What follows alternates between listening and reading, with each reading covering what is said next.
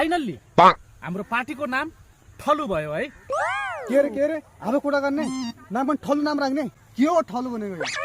पखलाको brand ambassador जस्तो छ, ठुला ठुला कुरा गरिरहेको छ यार। ठलु भनेको ठग्ने र लुट्ने पार्टी। यो ठग्ने लुट्ने पार्टी नाम राखेपछि हाम्रो इज्जत कहाँ जाला? अब कुरा गर्ने हिलु खायो थलो गरे ओडा त। जस्तो काम उस्तै नाम, ठलु पार्टी, ठग्ने लुट्ने पार्टी। होइन हाम्रो चुनाव चिन्ह के हुन्छ? टाइफाइडको सकेत मिज्जुले बोल्यो हेर न। पार्टी खोलेपछि चुनाव चिन्ह नराखौँला। चुनाव चिन्ह सेल राख्ने अब के राख्ने अरे?